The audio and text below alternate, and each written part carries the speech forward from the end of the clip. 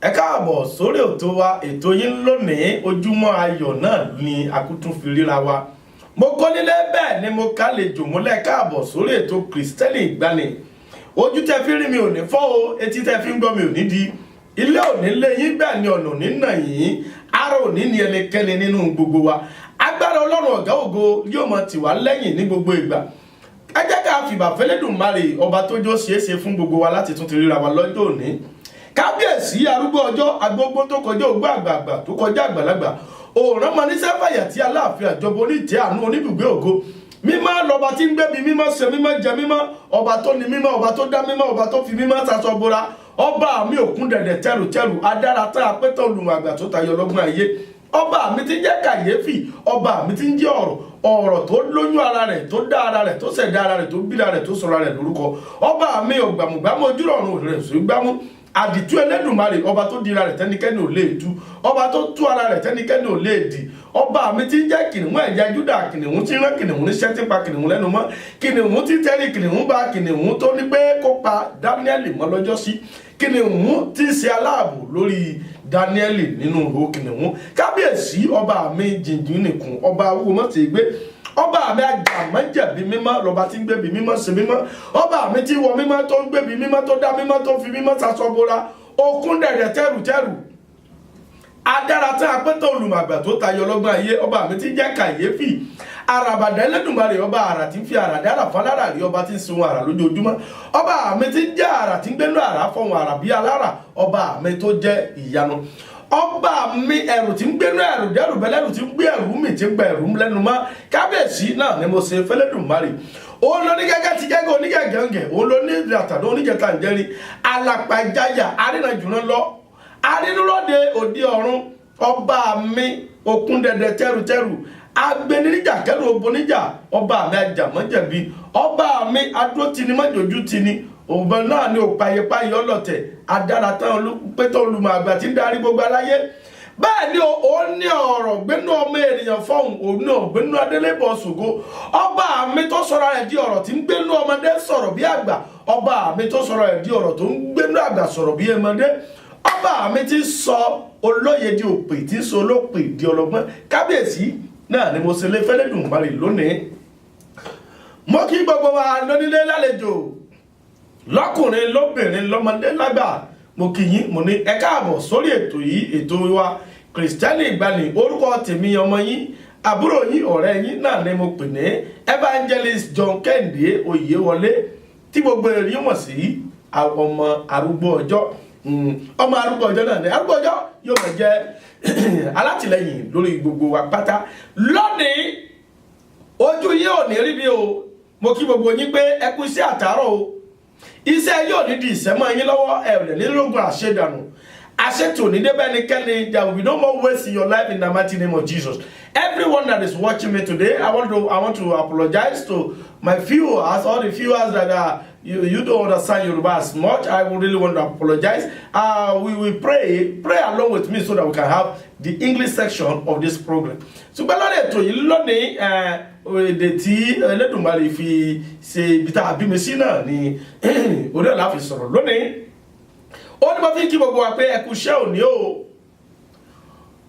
ẹ mọ̀ kú iṣẹ́ o iṣẹ́ òní di ìṣẹ́mọ̀ yín lọ́wọ́ mọ́mì dáàdì àti bọ̀dá ẹ ò ní rógun dààmú rárá ara òní ni yín o ilé òní lé yín bẹ́ẹ̀ ni ọ̀nà òní nà yín aburú òní dé bẹ́nikẹ́ni nínú yín oṣù orí ọ̀fẹ́ oṣù karùn-ún orí ọ̀fẹ́ Ọlọ́run yóò máa tó fún yín ó ní orí ọ̀fẹ́ Olúwa wa yóò máa tó fún yín bá yóò máa tó fún yín sà orí ọ̀fẹ́ oore tá a ṣe fún ọ lọ́fẹ̀ẹ́ oore tẹ́ yóò tọ́ sí ṣùgbọ́n tá a fún ni lọ́fẹ̀ẹ́ láì qualify láì demand láì béèrè fún oore ọ̀fẹ́ náà ni yóò máa jẹ́ ti tèmi àti yín ní gbogbo ọ̀nà lágbára Elédùmarè lórí ètò yìí ètò wa Kristẹni Ìgbàanì mo kí yín pé ẹ kú iṣẹ́ òní ẹ̀ka alẹ́ lọ́dọ̀ yín ẹ̀yin tí ẹ ti ń lọ síbi iṣẹ́ mo kí yín o pé bí ẹ ti ń lọ bí iṣẹ́ ẹ ò ní rógun dààmú ẹ ní rógun àkóbá o wọn ò ní kọlù yín bẹ́ẹ̀ lẹ́ẹ̀ ní kọlù yín, ilé ò ní jóná máa yín lórí, bẹ́ẹ̀ ni mọ́tò ò ní gbiná lójú ọ̀nà, bẹ́ẹ̀ ni ẹ ò ní rógun ọlọ́pàá, ẹ ní rógun wàhálà.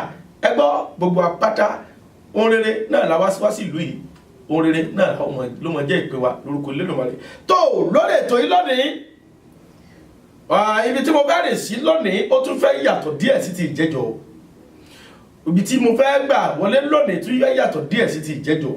Lágbára Elédùmarè lónìí ọ̀rọ̀ méjì náà ni ọ̀rọ̀ yẹn máa pín sí, díẹ̀ ọ̀rọ̀ méjì náà ni. Ṣùgbọ́n ibi tí mo ti fẹ́ gbé náà ni àwa Kristẹni. Mo ní orin kan tí mo kọ lórí àìpẹ́ yìí tí mo ń compose lọ́wọ́ pé òdodo ti sọnù nínú ìjọ Ọlọ́run, àwọn ọmọlẹ́yìn Kristi ẹ jẹ́ a kíyèsára. Òdodo ti sọnù láàrin àwọn àyànfẹ́, àwọn ọmọlẹ́yìn Kristi ẹ jẹ́ a kíyèsára. Ìfẹ́ òtítọ́ ò sí mọ́, ọ̀rọ̀ ẹ̀yìn ló kù o, kò sí ìfẹ́ ìsowọ́pọ̀ o, ìpìnìyà ló wà o. Bẹ́ẹ̀ ni láàrin àwọn ọmọlẹ́yìn Kristi lóde òní, ǹjẹ́ ìfẹ́ sì wà? Mo ń sí wa létí, mo rán wa létí ní ìjẹ́jọ́ pé àwa wo gan ni Kristẹni. Kristẹni jẹ́ àwọn tí wọ́n ṣe tán, àwọn Kristẹni jẹ́ àwọn tí wọ́n kọ̀ the consequence, wọ́n kọ̀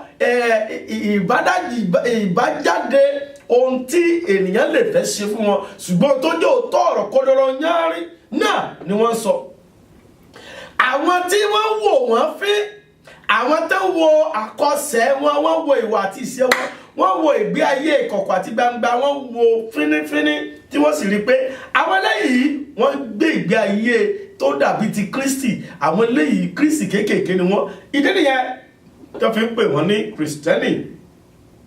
Ṣùgbọ́n lóde òní, gẹ́gẹ́ bí ètò yìí tí ẹ ti máa kọ́lé rẹ̀ sí Kristẹni ìgbàanì, lóde òní àwa Kristẹni òde òní, ǹjẹ́ ìgbé ayé wa jọ bí ìgbé ayé àwọn Kristẹni ìgbàanì tí wọ́n jẹ́ pé wọn ò kọ̀ bó bá jẹ́ ikú ló máa já sí, òótọ́ ọ̀rọ̀ yẹn náà ni wọ́n á sọ. Mo fẹ́ kí n dàbí Jésù nínú ìwà pẹ̀lẹ́, kò sẹ́ni tó gbọ́rọ̀ bínú lẹ́nu rẹ̀ lẹ́kàn rí. Ǹjẹ́ èmi ò máa bínú? Mọ́mì, ǹjẹ́ èmi ò máa bínú? Àwọn oníwàásù tí a tẹ̀ ń wàásù gan, gbogbo àwọn oníwàásù orí Facebook àti orí tẹlifíṣàn ní gbogbo, ǹjẹ́ ọ̀rọ̀ tá à ń sọ ń tá a ní káwọn èèyàn mọ́ ṣe mọ́ yìí, ìgbé ayé tá a ní káwọn èèyàn mọ́ gbé yìí, ǹjẹ́ àwọn gan ò mọ́ gbé? Ṣé Kristẹni òtítọ́ ni wọ́n? Níwọ̀n ìgbà tí àwa náà bá ti ń ṣe ń tá a ní káwọn èèyàn mọ́ ṣe, alágàbàgebè ìjọ ní gbogbo wa àti ìdí Kristẹni òótọ́. Sí ẹ̀sìn lásìn àbáṣẹ́ ẹ̀sìn, Christianity kì í ṣẹ̀sìn o. Lórí ètò ìlónìí, ibẹ̀ náà ni mo ti máa gbé láfi wọnú ibi tí à ń lọ lónìí. Christianity àtijọ́, àwọn Kristẹni ìgbàanì wọ́n gbàgbọ́ nínú ọ̀rọ̀ Ọlọ́run, ọ̀rọ̀ tí Ọlọ́run ti sọ, àkọsílẹ̀ ọ̀rọ̀ rẹ̀ àkọsílẹ̀ ọ̀rọ̀ rẹ̀. Lórí ètò ìlónìí, mọ́mì, dádì, àǹtí mi, gbogbo ènìyàn nínú ilé, lórí ètò ìlónìí, ó dá mi lójú pé pẹ̀lú agbára Ọlọ́run, oore ọ̀fẹ́ Ọlọ́run, a jọ gbádùn ètò ìlónìí. Ìgbé ayé àwa Kristẹni òde òní ṣé kò ságàbàgebè? Ǹjẹ́ àti kúrò nínú ọ̀rọ̀ àkọsílẹ̀ tí Olódùmarè kọ nípa ayé wa? Kí la kọ nípa rẹ gẹ́gẹ́ bí Kristẹni? Àwa Kristẹni òde òní, kí la kọ nípa wa? Kí ni àwọn Kristẹni ìgbàanì dúró lé lórí? Ohun tí a ti kọ, pé a ti kọ wípé ibẹ̀ là ń sọ̀rọ̀ lónìí. A ti kọ wípé, mọ́mì, ẹ sọ pé a ti kọ wípé. Kí la ti kọ?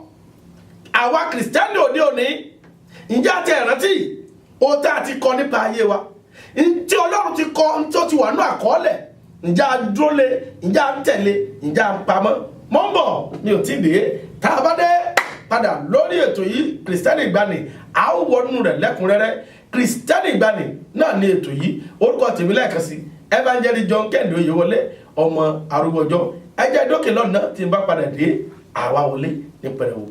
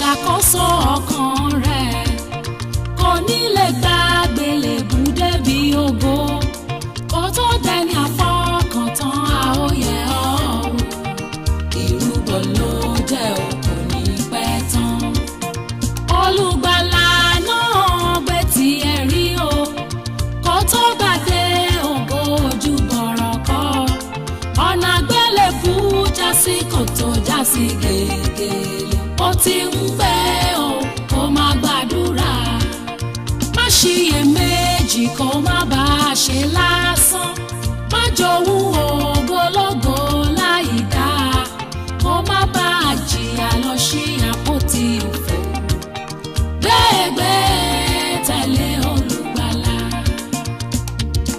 orúkọ Jésù ló wọlé ogun orúkọ Jésù ilé ìṣọ́ agbára olódodo sáwọ́ bẹ̀ ó sì rí iye gbé àgbélébù rẹ̀ ò ẹbọ rẹ̀ ni fìgbàgbọ́ gbé o àgbògbò ẹ̀ sáyọ̀ ó fẹ́rẹ̀ débẹ̀ náà ó dá mi lójú kí ló mọ̀ tó jẹ́ àgbélébù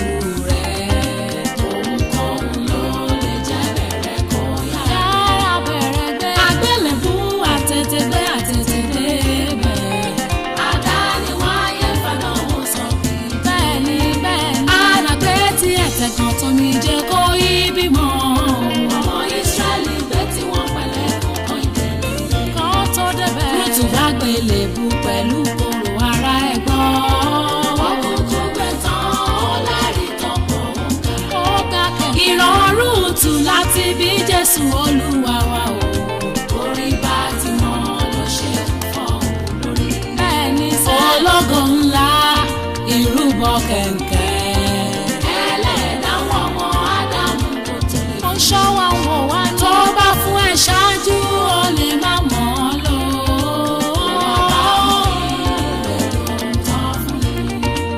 Ábúráhámù jọrọ Ọlọ́run ojú lásán kọ́. Jósẹ́fù ò fojú bọ̀rọ̀ dépò ó já lámbá. Ìgbélé nídìí Jábésì kó tó ṣe rere. Kẹ́sìtẹ́rì tó dá yaba ó ti sìn rí o.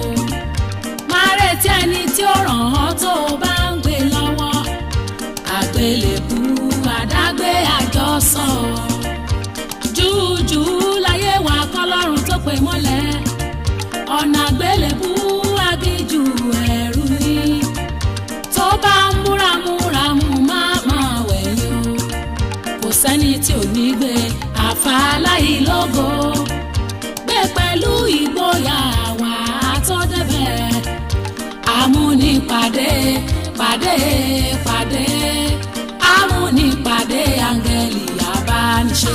àwa ẹ̀dá tó lọ́rùn àfi káyà mọ́ Ọlọ́run ká má fọwọ́ lọ ẹni tí mẹ́lẹ́gbẹ̀ẹ́ wà nínú ká má dá ẹnikẹ́ni lẹ́bi torí ohun táwọn ojú lọ́wọ́ ká má torí ẹ̀ tó kòrò kò dókòrò kò tó.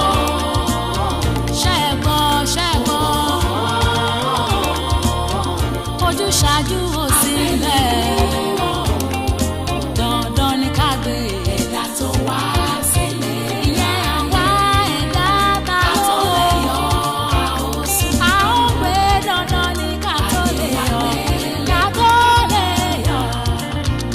Lágbára bàbá o lágbára bàbá o lágbára bàbá lórúkọ Jésù àwa yóò débi ògo lọ́kọ̀ọ̀kan ìbí wa.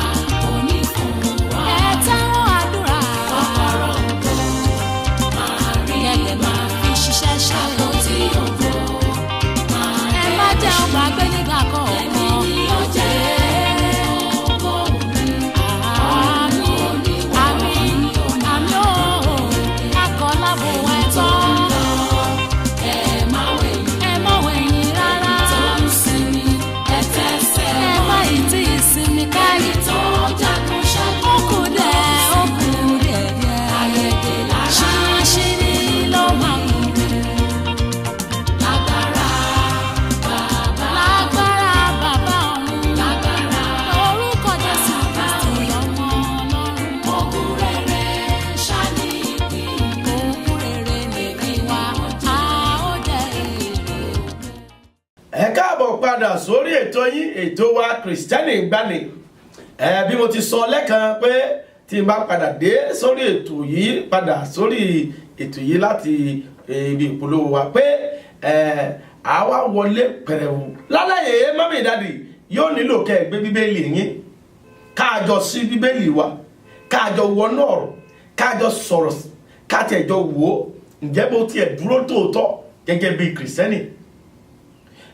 Má fi yàn ṣèwé ó dáa láti sọ adó lórí pẹpẹ don't commit fornication, don't do this, don't do that, má ṣàgbèrè, má hùwà tọ́, má ṣe tí ò yẹ kó ṣe, má fi yàn ṣèwé wò ọ̀nà bí ó ṣe ṣe. Àwa tá à ń wàásù má fi yàn ṣèwé bó làwa ṣe rí ìwé tiwa. Àwọn Kristẹni Ìgbàanì wọ́n dúró lórí òótọ́, lórí òdodo, lórí ọ̀rọ̀. Má ṣàgbèrè, pásítọ̀, àwa tá a jẹ́ ìránṣẹ́ Ọlọ́run sáà má ṣe àgbèrè. Má ṣàgbèrè jọ, má lọ sí chọ́ọ̀chì míì, má lọ sí sọjí ẹlòmíì, dúró síbí, ṣùgbọ́n àwa ń lọ síbi ìpàdé àdúrà míì, a lọ ń gbàdúrà o. Àwọn Kristẹni Ìgbàanì wọ́n dúró lórí òtítọ́, wọ́n dúró lórí ọ̀rọ̀ Ọlọ́run. Nígbà tí Jésù gẹ́gẹ́ wáyé gẹ́gẹ́ bí ènìyàn, òun kò dúró lórí ọ̀rọ̀. Àwọn Kristẹni Ìgbàanì wọ́n dúró lórí ọ̀rọ̀. Àwọn àpọ́sù ní pé Jésù Olúwa wa ti sọ wípé ká dúró sí yìí, wọ́n dúró lórí ọ̀rọ̀ ní yàrá òkè títí tí ẹ̀mí mímọ́ yóò fi ṣẹ́kìnì tí ó fi bàlẹ́ wọn. Nígbà tí ẹ̀mí mímọ́ dé, wọ́n tún ẹ̀mí mímọ́ tí Bíbélì sọ nínú ìwé John chapter 16 ó nígbà tí ẹ̀mí mímọ́ bá dé ó nígbà tí ẹ̀mí mímọ́ bá dé tó bá kà John chapter 16 number 12 to 13 John chapter 16 ìwé Jòhánù orí 16 ẹsẹ̀ 12 sí 13. Ó ní mo ní ohun tó pọ̀ láti sọ fún yín, àbí bẹ́ẹ̀ kọ́? Ó ní ṣùgbọ́n ẹ kò tí ì lè gbà nísinsìnyí nítorí pé kíni a ò tí ì ní tó lè gbé dúró, ohun tó lè máa mú wa rántí ohun tí a ti kọ́ nípa ayé yín mọ́mì. Àwọn Kristẹni òde òní ṣé bí Kristẹni ìgbàlódé là ń ṣe ohun tí mo wí ni o máa gbọ́, má wò ṣe mi. Ó sì fún mi láti jókòó gẹ́gẹ́ bí pásọ̀ àbí láti dó lórí pẹpẹ. Má ṣe báyìí, má hùwà báyìí, má rìn báyìí, má sọ báyìí, má dà báyìí, má wọṣọ báyìí, má gbégbèsè báyìí. Ṣùgbọ́n àwa tá a sọ pé má ṣe tọ̀, má ṣe tìyín, kí làwa gan ṣe? Ìgbé ayé òge làwa gan gbé. Ṣé ohun tí wọ́n ti kọ nípa ayé wa, ṣé àkọọ́lẹ̀ tí Olúwa kọ sóò làwa gan tẹ̀lé? Sànńdà mẹ́wàá rẹ̀ òótọ́ ni o sórí ọjọ́ mi lé ọjọ́ ìdá mẹ́wàá yẹn. Ṣùgbọ́n àwa tá a sọ̀rọ̀ ìdá mẹ́wàá, mọ́mí àti dádì ǹjẹ́ à ń san? Àwa ìránṣẹ́ Ọlọ́run tá a bá fún wa sista alágbèjà broda boyo dádì àǹtí mọ́mí wọ́n fún wa ní ẹgbà ẹ fi ra nǹkan mọ́sà kò ní kí n bless yín náà ni. Ó tán fi bless wa yẹn, kí ló dé táwa náà yọ̀dá mẹ́wàá ń bẹ́ẹ̀? Ṣùgbọ́n ó sì láti sọ. Àwọn Kristẹni Ìgbàanì wọ́n dúró lórí òtítọ́, wọ́n dúró lórí ọ̀rọ̀. Kí làwa dúró lé lórí lónìí? Àwa Kristẹni òde òní, ohun kí ni ohun tá a dúró lé lórí? Ìgbàlódé ǹjẹ́ kò ti máa gba ọ̀rọ̀ lọ nínú ayé wa? Computer age láwa yìí. This is a millennium, this is a new era. Ṣé new era ò ti máa sọ wá nìkan míì nínú ọ̀rọ̀? Ǹjẹ́ àti bá gbàgbé ohun tí a kọ? Mọ́mì, àwa Kristẹni òde òní, ǹjẹ́ a rántí ohun tí a ti ẹ̀kọ́ àti kọ̀wé rẹ̀? Kí la kọ nípa rẹ̀? Ohun tó fà á tí àwa Kristẹni òde òní tá a fi ń jagun, tá a fi ń ṣe làálàá, tó fi ń dàbí pé nǹkan ò dàbí tàtijọ́, òun ni wípé àwa náà ti kúrò lórí ìgbésẹ̀ àtijọ́. A ti gbé kúrò lórí ìgbésẹ̀ àwọn kí ni o, àwọn tàtijọ́. Mami, dáàdì nínú ilé, ìgbé ayé àwọn Kristẹni àtijọ́ kò sí àgàbàgebè, ìfẹ́ àti ìṣọ̀kan, òtítọ́ ọ̀rọ̀ ni wọ́n bá lẹ́nu àwọn ìránṣẹ́ Ọlọ́run nínú ìjọ, láàrin àwọn lẹ́sìn ìgbàgbọ́, láàrin àwọn Kristẹni òdodo. Wọ́n ní Kristẹni òdodo, ṣùgbọ́n Kristẹni kí la jẹ́ lónìí? kìrìsìtẹ́nì ẹ̀yin náà ti mọ̀ nínú ilé kìrìsìtẹ́nì kí là ń jẹ́ lélẹ̀ ìjọ tẹ́sí can you even trust anybody anymore? Ìgbé ayé wo la ń gbé?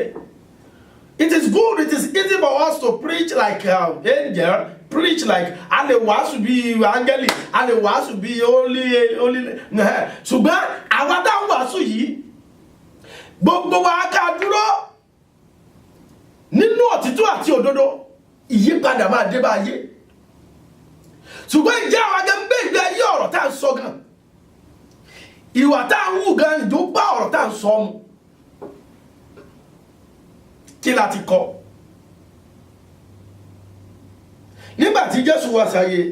Ẹ já wò nínú ìwé Matthew, ìhìnrere Matthew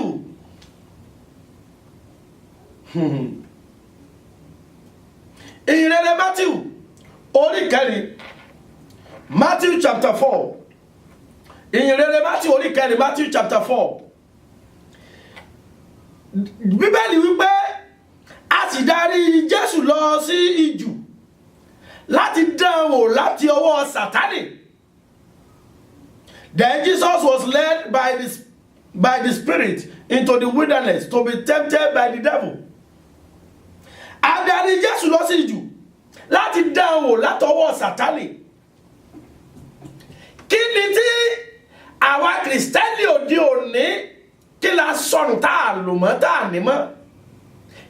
Kí ni tá a ti ń gbàgbé tí a ti wá tá a ti gbélẹ̀ tá a fi gbé nǹkan mi tí ayé fi ń dà bó ṣe ń dà lọ yìí, tí ìgbàgbọ́ fi ń dà bó ṣe ń dà lọ yìí, tí agbo àwa Kìrìsìtẹ́nì fi ń dà bó ṣe ń dà yìí, àti wá dẹni yẹ̀yẹ́ tí àtẹ níyì mọ́, àtẹ̀dẹni tí wọ́n ń fojú wo láti jọ ìgbé ayé àwọn Kìrìsìtẹ́nì òdìdó àti òtítọ́ tí wọ́n gbàgbọ́ nínú ọ̀rọ̀ tí a ti kọ́. Wọ́n ní ìbẹ̀rù Ọlọ́run fúnra ara wọn, àwọn ènìyàn tó ní ìbẹ̀rù Ọlọ́run látara wọn. Ṣùgbọ́n lóde òní ǹjẹ́ wọ́n tẹ̀ ní ìbẹ̀rù Ọlọ́run látara wa? Àwa tá a pera wa Kìrìsìtẹ́nì, ọ̀pọ̀lọpọ̀ àwa tá a pera wa lọ́mọ Ọlọ́run nínú ìjọ, tá a bá gbéṣẹ́ fún wa báyìí, ẹlòmíì ó tún bẹ́tà kẹ́ gbéṣẹ́ fún àwọn aláìgbàgbọ́ gan, wọ́n á tún sòótọ́jú àwa tá a pera wa lọ́mọ Ọlọ́run tá a wà ní ìjọ lọ. Torí àtẹ̀lé ohun tí a ti kọ́ mọ́ pé ìbùkún Olúwa ní múni láì fi làálàá kún. Àbí ẹ̀kọ́ kí ni ìtumọ̀ rẹ̀? Jẹ́ olóòótọ́ sí tí a fi rán ọ, Ọlọ́run sì máa bu èrè sí. Ìbùkún Ọlọ́run ní fún ní láì fi làálàá kún. Kì í ṣe pé lóò ní ṣiṣẹ́ kọ́ ló sọ. Ṣùgbọ́n má fi ẹ̀tẹ̀ kún, má fi irọ́ kún. Tá a bá gbé kọ́ńtíráàtì fún ọmọ church member báyìí, wọ́n máa lọ invilate ẹni. Àbí bẹ́ẹ̀ kọ́, tá a bá gbé kọ́ńtíráàtì fún aláìgbàgbọ́, ìbẹ̀rù Ọlọ́run wá ilé Ọlọ́run ni. Wọ́n á tún fi ìbẹ̀rù Ọlọ́run ṣe. Ìgbé ayé wo làwọn gbé? Ǹjẹ́ àti fi ọ̀rọ̀ sílẹ̀ tí a ti kọ́? Ǹjẹ́ àti fi ọ̀rọ̀ tá a ti kọ sílẹ̀ báyìí? Ìhìnrere Mátíù orí ìkẹrin, ẹ jẹ́ ká lọ sí ẹsẹ̀ 5 sí 7. Ẹ lè kà lẹ́tà láti ẹsẹ̀ 1, ẹsẹ̀ 5 sí 7. Máa kà ní èdè ìbòmí. Then the devil took him up into the holy city, set him on the pinnacle of the temple, ẹsẹ̀ 7, and said, if you are the son of God, throw yourself down. Ẹgbọ́n tí Sátánì sọ, Sátánì gan kóòtì ọ̀rọ̀. Àwa Kìrìsìtẹ́nì òde òní ọ̀rọ̀ wo la ní tá a fẹ́ kóòtì? Kí la ti kọ́ tó wà nínú rẹ̀? Ǹjẹ́ o ní ọ̀rọ̀ lọ́rùn mọ́? Ṣebí pastor ló gbé kárí? Oh, that pastor is anointed. That pastor is good. That pastor God is using. Oh, pastor yẹn máa ń ríran. Pastor yẹn máa ń sọ àsọtẹ́lẹ̀. Oh, pastor yẹn ń gbàdúrà. Oh, pastor mi ni. Pastor ló bẹ̀rù. Pastor ló gbé kárí. Ó gbé Ọlọ́run sílẹ̀. Kí ni Ọlọ́run? Ọ̀rọ̀ ni Ọlọ́run. Ọlọ́run ni ọ̀rọ̀. Fúnra rẹ̀ ló sọ nínú ìwé Jòhánù. Ó ní àtètèkọ́ṣe ní ọ̀rọ̀ wà. Ọ̀rọ̀ wà pẹ̀lú Ọlọ́run. Ọlọ́run sì ní ọ̀rọ̀ náà tí ó wà ní àtètèkọ́ṣe. Kí ni a kọ́? Kí ni ti wà ní ọ̀rọ̀ tó gbélẹ̀ tó wà mí kiri? Àwa Kìrìsìtẹ́nì òde òní kí ni àwa kiri gan tí ò ti sí lọ́wọ́ wa?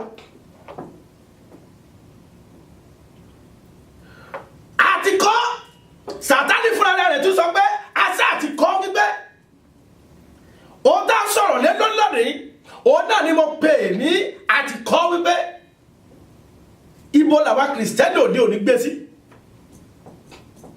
Iná ìsọjí ti kú nínú wa, kò sí ọ̀rọ̀ àti kọ́ wípé mọ́. Sátánì kan tún kóòtù lé wa lórí. A sọ pé iná ìsọjí ti kú nínú ìjọ, ẹlòmíà ní I don't want to go to church again. Ìwọ gẹ́gẹ́ tó fẹ́ lọ sí church tí iná ìsọjí ò bá ti kú nínú rẹ, mọ́mì iná yẹn máa ràn látara rẹ sẹ́lòmí, wàá plant iná yẹn sínú ẹlòmí. That is how it's going to be increasing. Kì í ṣe ká sọ̀tí ara wa, kì í ṣe ká ọba ṣe kí ni ìbàjẹ́ ara wa. Ìṣubú pásọ A ní ìdùnnú pásọ B, ìṣubú sista A ní ayọ̀ sista B. Ó ní ẹ wá fi ṣe pàdé nínú ìjọ ọgbọ́n tó ṣẹlẹ̀ sí sista alágbèjára mi ò gbọ́ ó ga o. Kò sí ọ̀rọ̀ pé àti kọ́ wípé tó lè fi encourage sista alágbèjára tó ṣubú pé tí wọ́n bá tiẹ̀ ṣubú ní ìgbà méje akọ̀rẹ́ rẹ̀ pé ìwọ yóò dìde. Kí la ti kọ́? Ibo la gbé ọ̀rọ̀ sí? Ibo ni ọ̀rọ̀ wà nínú ayé ìgbà tí mo ṣàkíyèsí pé èmi gẹ́gẹ́ fúnra ara mi èmi gẹ́gẹ́ rí wípé mo ṣàkíyèsí wípé àwọn kankan ṣẹlẹ̀ tí mi ò fúnra sí. Ẹ wò ẹ méjà tẹ́ra wa sà, mọ́mí ìdáde méjà tẹ́ra wa. Mo rí wípé ọmọ dàbí pé o ti fẹ́ máa yìyẹ. Ó ní kí ẹnikẹ́ni tí nínú yín tó dúró kó kíyè sára kó má bàa ṣubú. O rò pé pásọ̀ complete, pásọ̀ ò lè yẹ, pásọ̀ ò lè ṣubú, kò sẹ́ni tí ò lè ṣubú. Olúwa nìkan ni kò lè ṣubú, àníká máa fàdúrà náà lọ́wọ́. Ó ní ẹ kíyè sára. Ẹ kíyè sára, ẹ máa gbàdúrà, ẹ máa ṣọ́ra kẹ́sì máa gbàdúrà, ẹ máa ṣọ́ra kẹ́sì máa gbàdúrà. A ti kọ́. Oh my God. Gbogbo ọkàn tó ń gbọ́ mi lónìí, ẹ̀yin dáàdì àti mọ́mì nínú ilé, a ti kọ̀wé rẹ̀ pé kí la ti kọ́ tí wọ́n ti rántí. Àwa kìrìsìtẹ́nì òde òní, pásọ̀ ti sọ wípé ni, a ò pásọ̀ lágbáyà sọ wípé, ó dádì jí o sọ wípé, ó evangelist Oyèwọlé sọ wípé, ó mọ́mì sọ wípé ni, kò sí pé a ti kọ́ wípé. Abalajọ iná ìsọjí kú kìrìsìtẹ́nì ìgbàanì o ẹ padà dé ẹ sọjí mọ́nì jẹ́ tó kú olórílẹ̀-èdè tẹ́tí bọ̀. Iná ń jò nínú yín, iná ọ̀rọ̀ ń jò nínú yín, iná ọ̀rọ̀ yẹn gbolo wà. Ẹ jẹ́ kí iná yẹn sọjí padà. Kìrìsìtẹ́nì ìgbàanì o ìbolẹ́wà lórí ètò ìlọ́ni. Mi ò mọ̀ ní tí Ọlọ́run mi fi rán mi wá sórí ọ̀rọ̀ yìí, ṣùgbọ́n ó dá mi lójú pé pẹ̀lú agbára Ọlọ́run ọ̀gá ògo mọ́mì ìdádìkẹ́ tó sùn lálẹ́ tòní, iná ìsọjí tó ti kú yẹn máa jíǹde padà nínú ayé gbogbo wa. Ẹ gbọ́ sí Sátánì sọ, ó ní for it is written, àti kọ́ wípé he shall give his angel charge over you. Yóò rán àwọn áńgẹ́lì rẹ̀ sọ̀kalẹ̀ lórí rẹ, in their hand they shall bear you up, lest you dash your foot against a stone. Sátánì tún kọ́ ó tún sọ̀rọ̀, olùfisùn ó sọ̀rọ̀ lójoojúmọ́ lórí ayé rẹ lórí mi, ó sọ̀rọ̀ lójoojúmọ́ ṣùgbọ́n ènìyàn ti sùn. Àwòrán kankan sọ abájọ tó ń fi ń gbá wa bíi bọ́ọ̀lù láàrin ayé o tó ń fi wa ṣẹ̀sín. Olùfisùn ó ń sọ̀rọ̀ lójoojúmọ́, ó ń sọ̀rọ̀ lórí rẹ̀, bẹ́ẹ̀ ló ń sọ̀rọ̀ lórí mi. Ó ráwí ìjà rẹ̀ wí torí pé a ti sùn a ò tí ì jí. Mọ́mì a ti sùn a ò tí ì jí.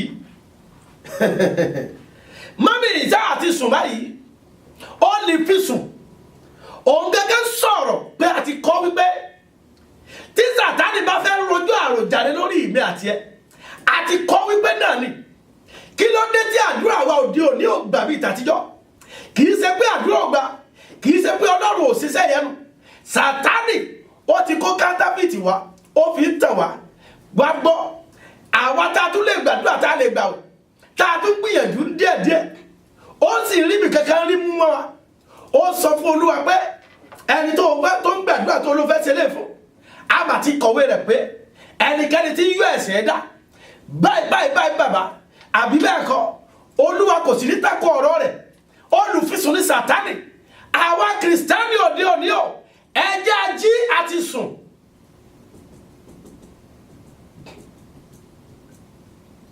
pásítọ̀ àwa ìránṣẹ́ Ọlọ́run kò tiẹ̀ sí ìṣọ̀kan láàrin wa èdè àìyedè èmi jù ọ́ ìwọ jù mí èmi jù ọ́ ìwọ jù mí ó délu ìṣáájú mi ò délu ìṣáájú rẹ mi ò bá yín lù mi ò bá yín lù ṣebí tá à ń lé kiri nìyẹn mo bẹ̀rẹ̀ sí àránṣẹ́ ṣáájú rẹ ó bẹ̀rẹ̀ dá ó bá mi bí ni ṣebí tá à ń lé nìyẹn ìjọ mi kún ìjọ tiẹ̀ ò tí ìbí nílé tá à ń lé nìyẹn mo kọ́ chọ́ọ̀chì tó tóbi èmi ló yẹ kí n jẹ́ adarí chọ́ọ̀chì tiẹ̀ ló ṣe bẹ̀rẹ̀ chọ́ọ̀chì tiẹ̀ kò tóbi tó tẹ̀mí ó yẹ kó wà lábẹ́ mi ni èmi ló yẹ kí n jẹ́ adarí ṣebí tá à ń lé nìyẹn ǹjẹ́ ọ̀rọ̀ ibo ni ọ̀rọ̀ wà àwọn ènìyàn ti sùn àwọn èèyàn ṣègbè Sátánì sí àṣeyọrí àwa ń jà ẹ̀jà lára kìrìsìtánì ìgbàanì o ẹ dìde ẹ jẹ́ a jí nínú oorun tá a sùn sí ẹ jẹ́ a dìde níbi tá a sùn sí Sátánì ti sọ ìyìn rere di yẹ̀yẹ́ ẹ jẹ́ a dìde.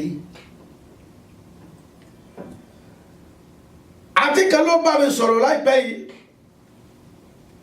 ó ní tí ẹni tó ń bá ṣiṣẹ́ yẹn ó ní ẹ̀sà pásítọ̀ ni wọ́n ó ní àwọn yẹn wọ́n lè báyìí tó ń kó lọ sí church wọn pé ṣé pásítọ̀ làwọn yẹn náà sá bẹ́ẹ̀ ni pásítọ̀ ni wọ́n gbàdúrà fún wọn sá gbàdúrà fún wọn bẹ́ẹ̀ àwọn tá a pẹ̀lú àwọn pásítọ̀ náà ibo la fi ọ̀rọ̀ sí wọ́n ń wò wá o àwọn tá a wo pásítọ̀ èmi a máa sọ fún wa pé pásọ̀ kìí ṣe Ọlọ́run o wòlíì kìí ṣe Ọlọ́run evangelist kìí ṣe Ọlọ́run teacher kìí ṣe Ọlọ́run prophet bishop apostle orúkọ tó bá wù senior reverend doctor anything tá a bá máa jẹ́ kìí ṣe Ọlọ́run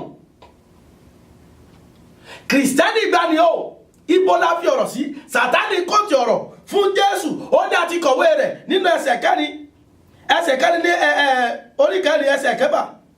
Only for it is written, he shall give his angel charge over you, and their hands they shall bear you up, lest you dash your foot against a stone. Jésù sọ wípé torí pé òun gangan wọn kí Jésù wá ní èmi ni Ọlọ́run nínú ènìyàn. Jésù gangan ò ṣe bẹ́ẹ̀. Ṣùgbọ́n àwa pásítọ̀ lónìí sọ mọ̀ pé wòlíì ni mí ni kí ló kan Sátánì pé wòlíì ni ọ́.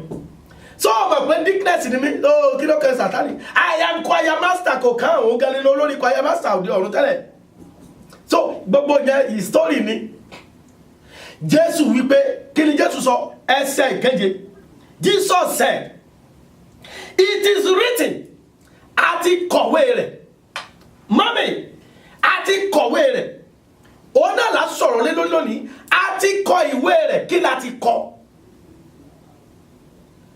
àti kọ̀wé rẹ̀ àwa kìrìsìtẹ́nì òde òní ibo la wà àti sùn ẹja ají lójú oorun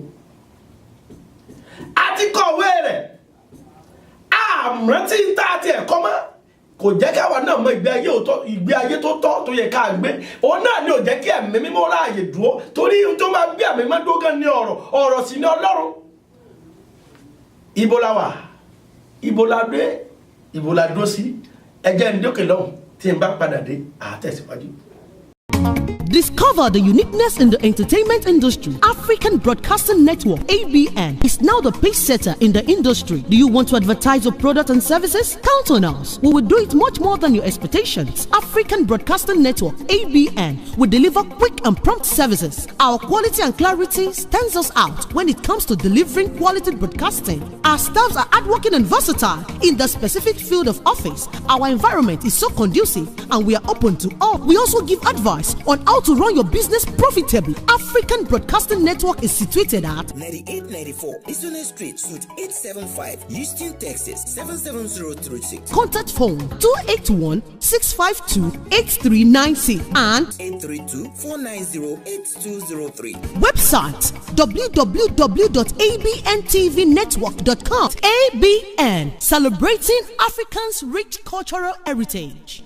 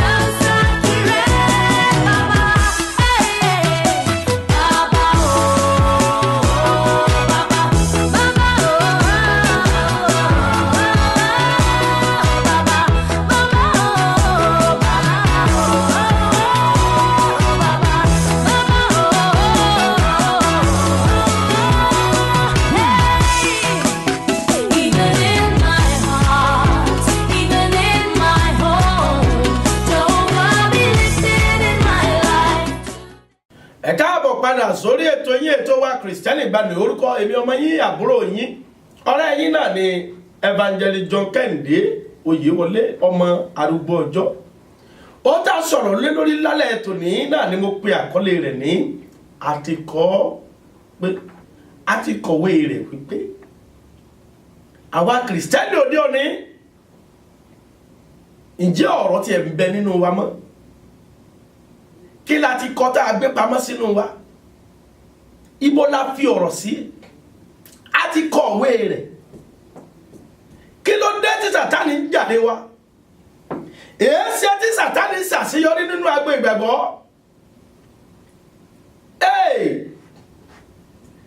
ẹlẹ́yàmẹ̀yà ti wà láàrin ìjọ torí pé a tẹ̀lé ọ̀rọ̀ tá a ti kọ mọ́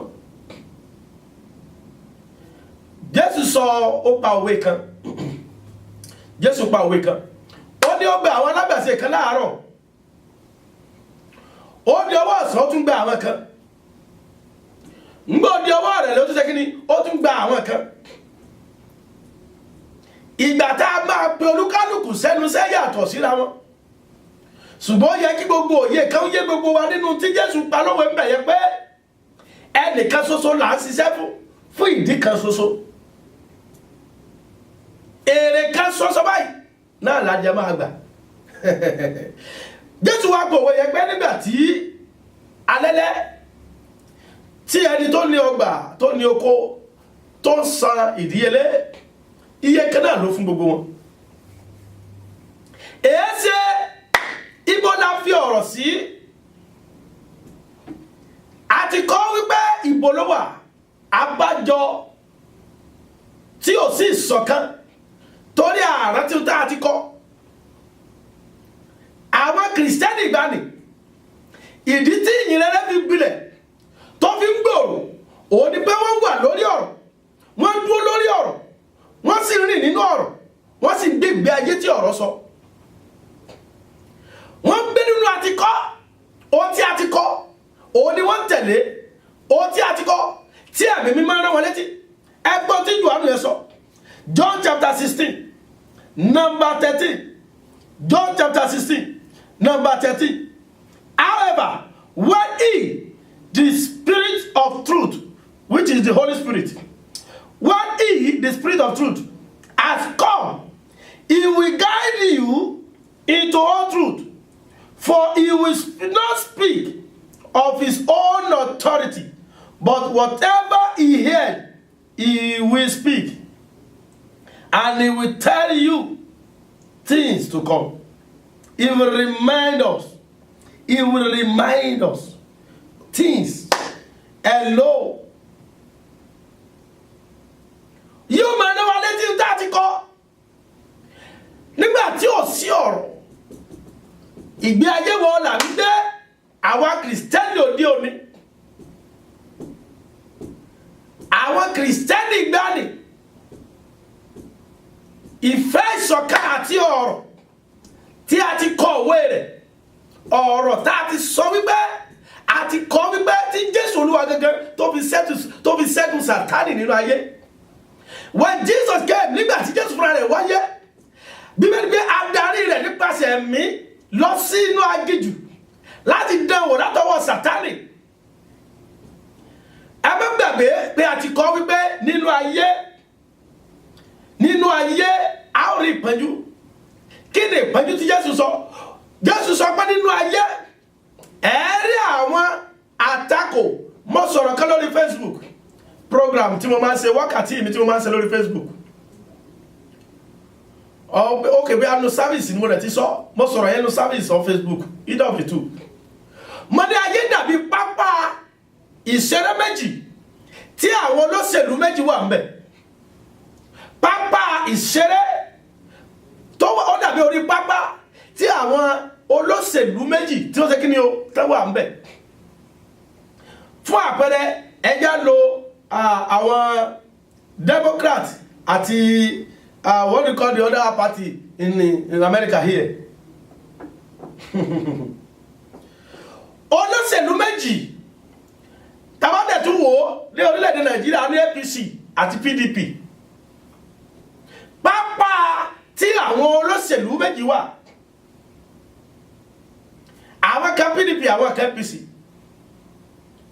Ohun tí olùdarí àwọn APC bá gbé sí wọn nínú, òun ni wọ́n fẹ́ jáde láti lọ ṣe. Ẹ má gbàgbé pé ohun tí adarí àwọn PDP náà bá gbé sí wọn nínú, òun làwọn náà fẹ́ jáde tó fẹ́ lọ ṣe. Tí wọ́n bá ti jáde kúrò nínú káàpù wọn, àwọn ilé náà jáde kúrò nínú káàpù wọn, gbogbo wọn wá bọ́ sínú ọjà yẹn ní ayé tá a wà yìí. Gbogbo wọn bọ́ sínú ọjà. Àwọn APC fẹ́ ṣe ìfẹ́ tí ara wọn, àwọn PDP fẹ́ ṣe ìfẹ́ tí ara wọn. Ó túmọ̀ sí wípé nínú ayé o tẹ́ ẹ bá ti lọ sí àárín ọjà o, ẹ ó rí ìpẹ́jú o. Ó túmọ̀ sí pé ẹ rí àwọn alátakò tí wọn ò fẹ́ kẹ́ ẹ rí iṣẹ́ tí mo rán yín lọ jẹ́ láyé o. Àwọn tí ara jáde, àwọn APC wọ́n fẹ́ kó jẹ́ pé ó ti ti àwọn ló máa múlẹ̀. Àwọn PDP náà kọ́, àwọn náà fẹ́ jà láti rí wípé ti tàwọn ló máa múlẹ̀. ó túmọ̀ sí pé APC ò fẹ́ kí àlá PDP ó ṣẹ, PDP ò fẹ́ kí àlá APC ó ṣẹ. Jésù wá sọ wípé ẹ máa gbọ́, mo sì sọ fún yín o, àti kọ́ wípé tí ẹ bá dénú ayé ẹ ó rí ìpọ́njú, ẹ rí ìdojúkọ, ẹ ó rí ìjàkadì tí wọn ò ní fẹ́ kí àlá àti ìran yín ó ṣẹ. Ṣùgbọ́n ẹ tújúká nínú ọ̀rọ̀ mi tí mo ti sọ fún yín. Tẹ́ ẹ bá wò ó, John chapter 16 number 33. John chapter 16 number 33. Kí ni ó sọ níbẹ̀? This thing I have spoken to you. Àwọn nǹkan wọ̀nyí ni mo ti sọ fún yín tẹ́lẹ̀. Àwọn nǹkan wọ̀nyí ni mo ti sọ fún yín tẹ́lẹ̀. Àwọn nǹkan wọ̀nyí láti kọ́ nípa rẹ̀. Àwọn nǹkan yìí láti kọ́ nípa rẹ̀. Àti kọ́ wípé ohun tí Jésù fi ṣẹ́gun Sátánì ibo ló wà nínú ayé àwa Kìrìsìtẹ́nì ìgbà òde òní.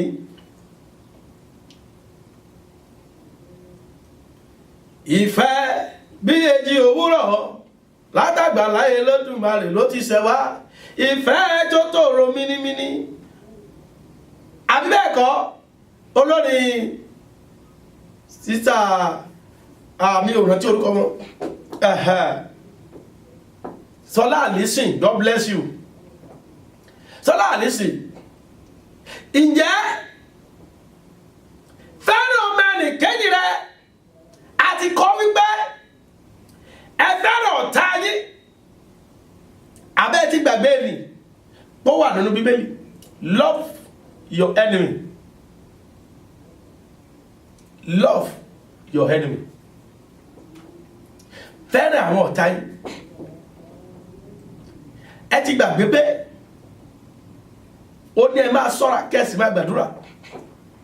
Ẹ ti gbàgbé pé a ti kọ́ pé ní kíkójọ owó kó ara wọn jọ láti bá ìyìnrere jàjàkadì. Àwọn ọmọlẹ́yìn Kristi àti sùn. Àwọn ìwọ ló máa bá ìyìnrere jàjàkadì. Kìrìsìtẹ́nì òde òní o, ẹ ti gbàgbé a ti sùn sáà ti ń jí báyìí.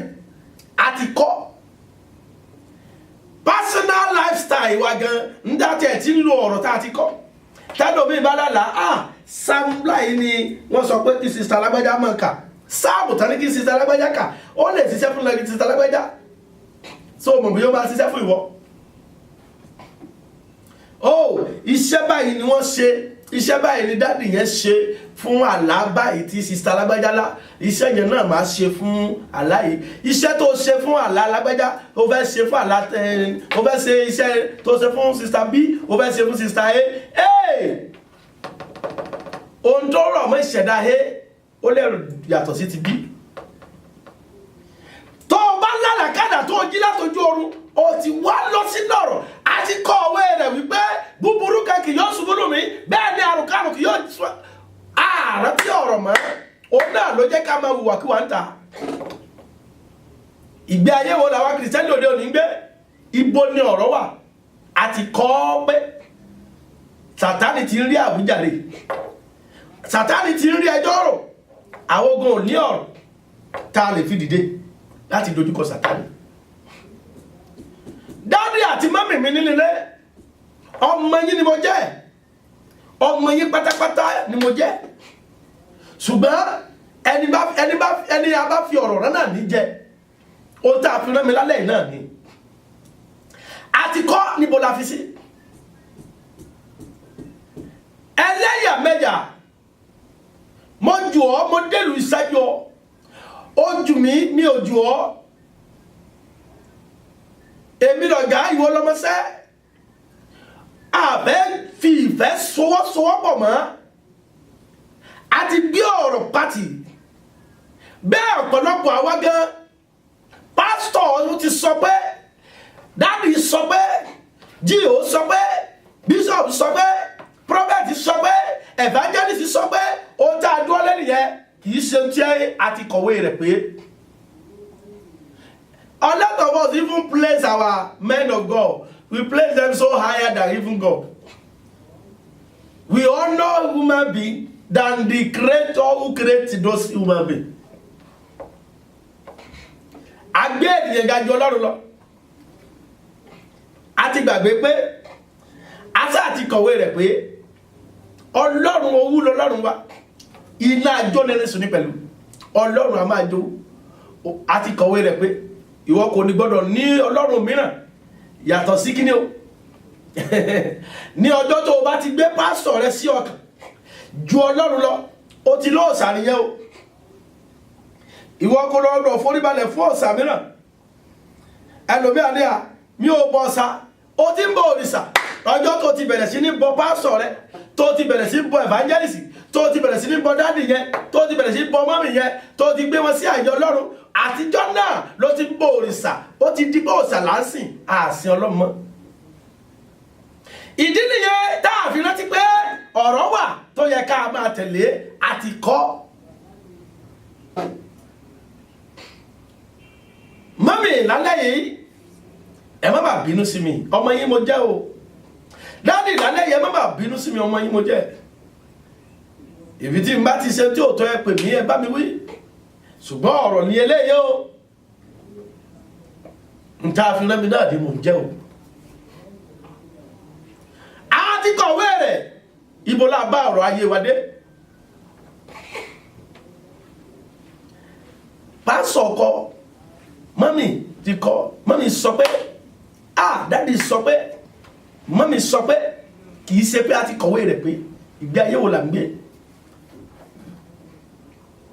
ǹjẹ́ ìfẹ́ ń bẹ láàrin wa ǹjẹ́ a ti fi àwọn èèyàn àwa ìránṣẹ́ ọlọ́run gan a ti fi àwọn olówó sí àyè ọlọ́run àwọn ló ń dictate kìí ṣe ẹ̀mí mímọ́ àti ọ̀rọ̀ mọ́ àwọn olówó ìjọ ló ń dictate àwọn ní director ìjọ lónìí we are preaching to suit them we are preaching in their own standard. You understand what I'm saying? We do not want to offend them. For that, you forgot what the word said, what was written. Olúwa Ọlọ́run rẹ nìkan ṣoṣo ni kí o bẹ̀rù. Ó ti àti gbàgbé pé a ti kọ́. Mọ́mì dádì, ta la gbé ka Ọlọ́run lónìí? A ti kọ̀wé rẹ̀ pé kí ọkọ kí ó nífẹ̀ẹ́ ìyàwó rẹ̀. Àwọn ìyàwó ẹ̀yin mọ́mì ẹ ti gbàgbé pé a ti kọ̀wé rẹ̀ pé ẹ̀yin aya ẹ máa tẹríba fún ọkọ yín. Ẹ ti gbàgbé pé a kọ̀wé rẹ̀. Àwọn gbàdúrà lóde òní alábẹ́ rí ìfarahàn Ọlọ́run nínú ìgbé ayé àwọn kìrìsìtẹ́nì òde òní bíi ti gbani kò ṣeéṣe torí àwọn ti gbani wọ́n tẹ̀lé ọ̀rọ̀ wọ́n rìn nínú ọ̀rọ̀ wọ́n ń gbé nínú ọ̀rọ̀ wọ́n sì ń ṣe ìfẹ́ Ọlọ́run nínú ọ̀rọ̀ ṣùgbọ́n lónìí a ti fi èèyàn sí àyè Ọlọ́run a ti gbé ọ̀rọ̀ sílẹ̀gbẹ́ ohun tí a ti kọ́ ẹ bá gbàgbé pé a ti kọ ọ̀rọ̀ a ti kọ́ wípé ayé yìí yóò kọjá lọ àti gbogbo tí ó bẹ ní ayé ṣùgbọ́n kí nínú ọ̀rọ̀ tí a ti kọ́ yìí tí èmi àti yín tá a ṣetán láti tẹ̀lé kì yóò kọjá láìṣẹ àwa kìrìsìtẹ́nì òde òní o ibo la wà ibo la fi ọ̀rọ̀ sí ìgbé ayé wo la ń gbé a ti kọ́ wípé Sátánì ló wá ń lò ó báyìí ní kíkójọ owó kó ara wọn jọ ó ní ṣùgbọ́n kíkójọ wọn kì í ṣe nípasẹ̀ bí àwọn àwọn ní èèyàn làwọn bájà lónìí àṣàkíyèsí wọn pé ọ̀run àpáàdì máa kó ara wọn jọ lòdì sí ìfẹ́ Ọlọ́run nínú ayé wa wọ́n mú ara àwọn counterfeit jáde kò nígbà tí a ti gbàgbé tí a ti kọ́ Sátánì arán aṣojú wá sínú ìjọ a ní Olúwa rán mi wá sínú ìjọ yìí a fi rán hàn mi wọ́n sì máa da iṣẹ́ ìránṣẹ́ rú wọ́n máa da ìjọ rú ẹ̀mí òkùnkùn ó wá ń jọba nínú ìjọ Ọlọ́run nítorí pé àwọn agé ti gbàgbé pé a ti kọ́ ọ wípé ẹ máa fi ẹ̀mí dé ẹ̀mí wò ẹ̀yin dáàdì mọ́mì nínú ilé ọmọ yín ni mo jẹ́ o tọwọ́tọwọ́ náà ni mo fi ń sọ pé ibo la wà ipò wa la wà lóde òní àwa kìrìsìtẹ́nì òde òní sí kìrìsìtẹ́nì ìgbàanì ipò wo la wà lónìí àti kọ́ tó lágbára Ọlọ́run ọ̀gá ògo ẹ̀yin dáàdì mọ́mì gbogbo ọkàn tí ń gbọ́ mi nínú ilé pátápátá pẹ̀lú àṣẹ Elédùmarè a tún pàdé ní ọjọ́ mẹ́jọ lórí ètò yìí àti kọ́ wípé for the benefit of those who do not understand Yoruba, I sincerely apologize.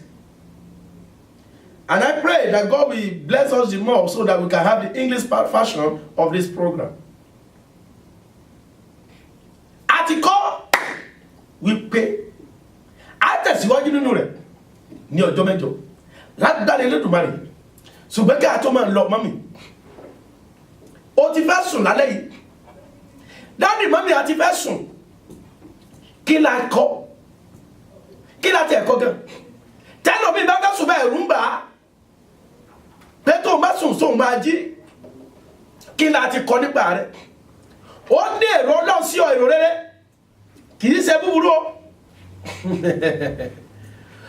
ó ní kó pẹ́kẹ́pẹ́ mi èmi ó sì dá ọ lóhùn àti kọ́ wípé hello sir hello ma tó lórí ètò yìí lónìí bí ẹ ti fẹ́ lọ sùn lálẹ́ yìí ó tí Ọlọ́run ti kọ́ ní rere nípa ayé mi àti náà ni yóò máa ṣiṣẹ́ nínú ayé wa dáàdì mọ́mì gbogbo tí Ọlọ́run ti kọ́ níbi tá a ti ṣubú pátá ó ní tí ìwọ bá tilẹ̀ ṣubú ní ìgbà méje ìwọ yóò dìde ó ní tí mo bá tilẹ̀ ṣubú ní ìgbà méje èmi yóò dìde gbọ́ má yọ̀ nínú ìṣubú ẹnikẹ́ni o má ṣògo nínú ìṣubú ẹnikẹ́ni ẹni tó ṣubú lónìí kò sọ pé Ọlọ́run ò ní gbé dìde o Ọlọ́run lè fàyè gba ìṣubú yẹn pé kó lọ kọ́ ọgbọ́n wá kó lọ kọ́ ẹ̀kọ́ wá nítorí ibi tó ń lọ kó bá lè jẹ́ alágbára ń bẹ̀. Dáàdì mọ́mì kí la ti kọ́ kí la tẹ̀lé ọ̀rọ̀ wo la gbàgbọ́ ọ̀rọ̀ wo la dìbò ó náà ni mo fi máa ṣe lọ lónìí lórí ètò Kristẹni Ìgbàanì láìka sí mo kí gbogbo yín lágbára Ọlọ́run àríra ní ọjọ́ mẹ́jọ àtẹ̀síwájú mo kí adarí ẹ̀rọ mi my wonderful sister Omobanke. I'm always happy whenever I see her and I know the glory of God. Mo mọ̀ pé ògo Ọlọ́run yóò máa tàn sí nínú ayé wọn àánú máa ṣiṣẹ́ fún wọn ohun tá a ti kọ́ tí Ọlọ́run ti kọ́ nípa ayé wọn nìkan náà ló máa ṣe lágbára Elédùmarè. Mo kí brother mi náà brother Wálé àwọn tí máa ń bá wa tó gbogbo ẹ̀pọ̀ nìyẹn brother mi brother Wálé mo kí yín agbára Ọlọ́run kò ní fi yín sílẹ̀ o ìran àti àlá ti yín náà yóò ṣe. Mo kí bàbá wa pátápátá aláṣẹ olùdarí ilé iṣẹ́ yìí ABN television tó wà channel 15.9 ní Houston Texas níbí wọ́n kí wọ́n dàdé àrówólò pẹ̀lú àṣẹ Elédùmarè ìran yìí yóò máa ṣe sí iṣẹ́ àránṣẹ́ ABN yóò máa gbòòrò iléeṣẹ́ yóò ti ń gbiná lágbèrè Elédùmarè tó gbogbo yín pátápátá ni mo kí pátá Ọlọ́run kò ní fi yín sílẹ̀ o ìwà láàyè Ọlọ́run yóò máa bá wa gbé àtikọ́ ṣé Sátánì ò ti máa wí àríjáde lórí ayé mi àti yín ó dijọ́ mẹ́jọ ire o.